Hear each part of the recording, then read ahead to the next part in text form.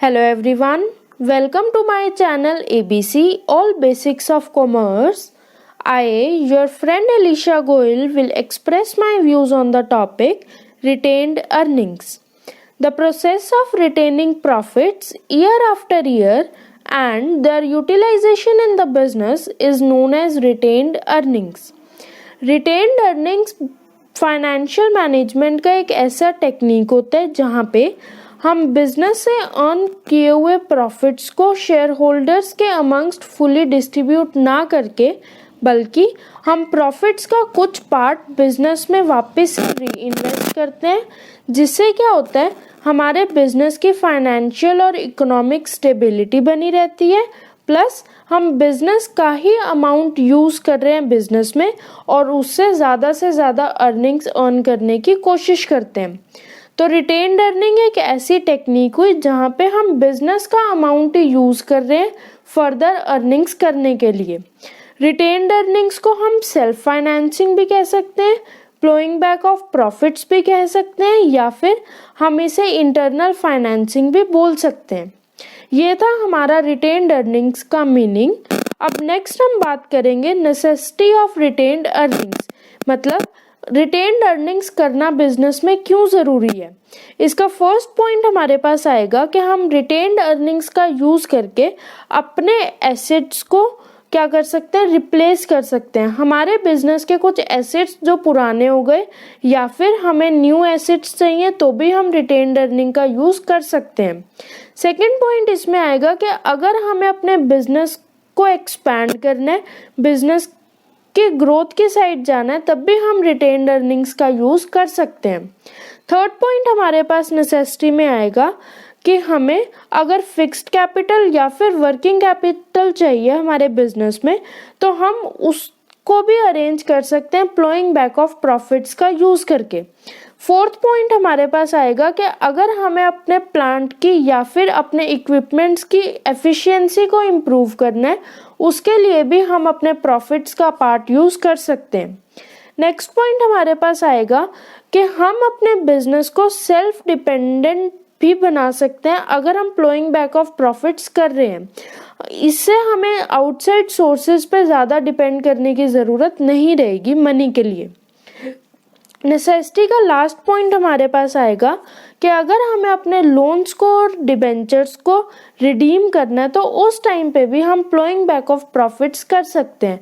हमें रिडीम करने के लिए एक अमाउंट चाहिए होता है और वो अमाउंट हम प्रॉफिट्स में से भी ले सकते हैं, और इस तरह से हमारे लिए ज़रूरी हो जाता है कि हम अपने बिजनेस के प्रॉफिट को दोबारा से बिजनेस में री इन्वेस्ट करें।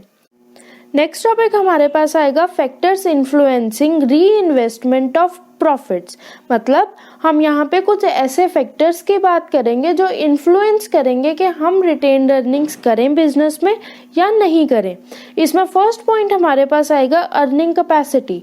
अर्निंग कैपेसिटी का मतलब होता है कितना अमाउंट हम एज अ प्रॉफिट अर्न कर रहे हैं अपने बिजनेस में, वो भी हमारे प्लोइंग बैक के डिसीजन को इन्फ्लुएंस करता है।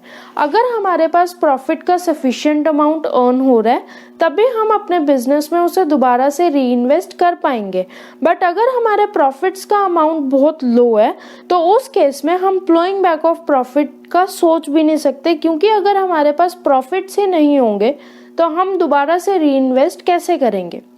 सेकेंड हमारे पास फैक्टर का पॉइंट आता है डिजायर ऑफ शेयर होल्डर्स, मतलब हम यहाँ पे देखेंगे कि हमारे शेयर होल्डर्स की डिज़ायर कैसी है, उनकी डिमांड कैसी है।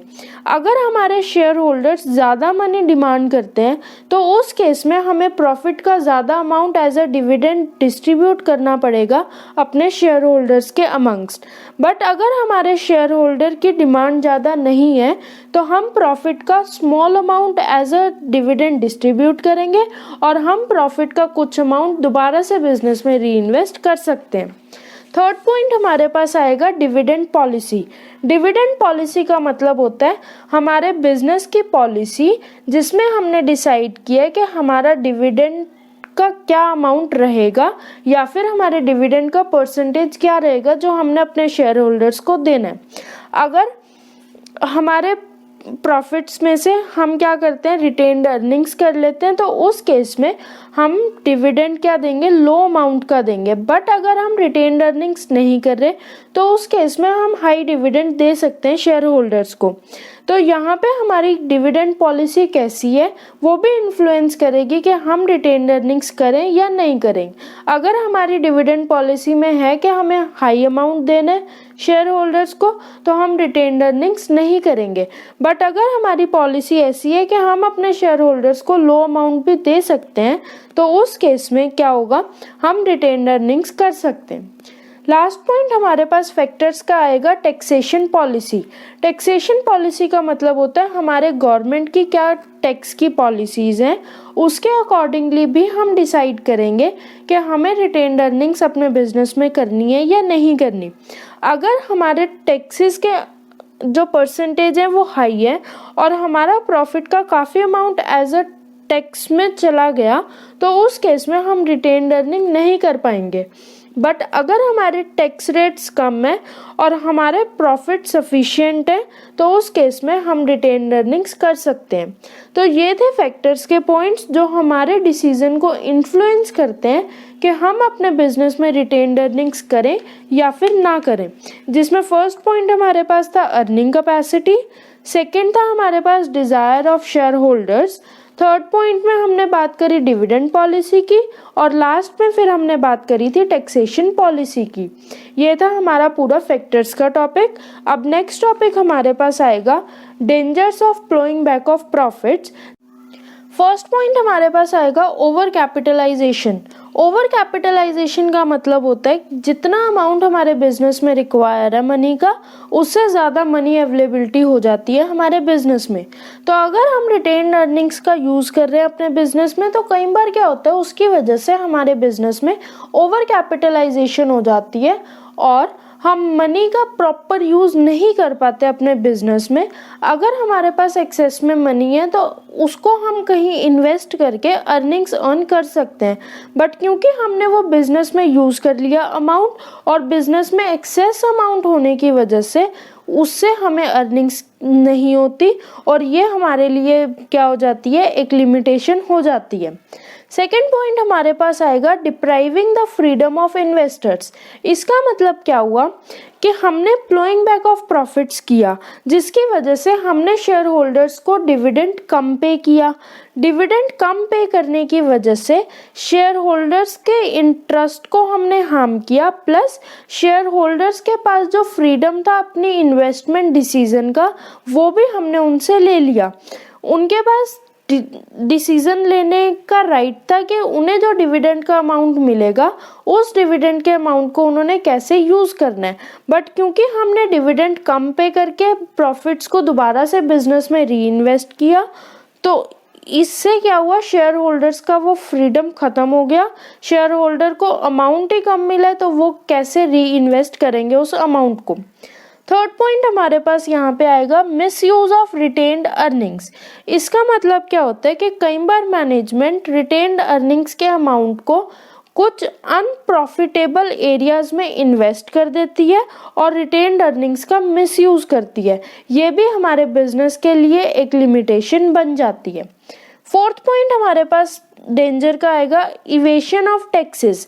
इवेजन ऑफ टैक्सेस का मतलब होता है कि हम यहाँ पे रिटेन्ड अर्निंग्स इसलिए कर रहे हैं ताकि हमें टैक्स का अमाउंट कम पे करना पड़े, क्योंकि हम गवर्नमेंट की अथॉरिटीज़ के गवर्नमेंट के रूल्स के अगेंस्ट जाके टैक्स को बचाने के लिए हम रिटेन्ड अर्निंग्स कर रहे हैं। तो ये नेशन के राइट्स के अगेंस्ट हम काम कर रहे हैं जिसकी वजह से भी हमारे बिजनेस को क्या हो सकता है, डेंजर हो सकता है। लास्ट पॉइंट हमारे पास डेंजर का आएगा डिससैटिस्फैक्शन अमंग शेयर होल्डर्स। इसका मतलब क्या हुआ कि अगर हम ज़्यादा से ज़्यादा प्रॉफिट्स को अपने बिजनेस में ही इन्वेस्ट करेंगे तो मार्केट में इन्वेस्टर्स के अमंगस्ट ये बात आएगी कि बिजनेस ऑर्गेनाइजेशन क्या करती है, रिटेन्ड अर्निंग्स करती है और उन्हें प्रॉपर डिविडेंड का अमाउंट नहीं मिलता, जिसकी वजह से ज़्यादा इन्वेस्टर्स हमारे बिजनेस में इन्वेस्ट करना नहीं चाहेंगे क्योंकि उन्हें पता है कि डिविडेंड का अमाउंट बहुत स्मॉल पे ऑफ होगा, क्योंकि बिजनेस में क्या हो रहा है, फ्लोइंग बैक ऑफ प्रॉफिट ज़्यादा होता है। तो ये भी हमारे बिजनेस के लिए क्या बन जाती है, एक लिमिटेशन बन जाती है।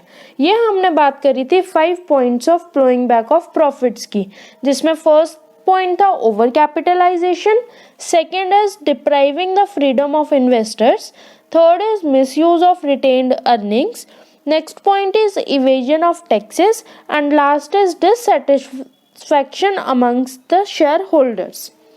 तो ये था पूरा हमारा रिटेन्ड अर्निंग का टॉपिक, जिसमें हमने मीनिंग की बात करी, नेसेसिटीज की बात करी, उसके बाद हमने फैक्टर्स इन्फ्लुएंसिंग की बात करी और लास्ट में हमने danger of flowing back of profits की बात करी।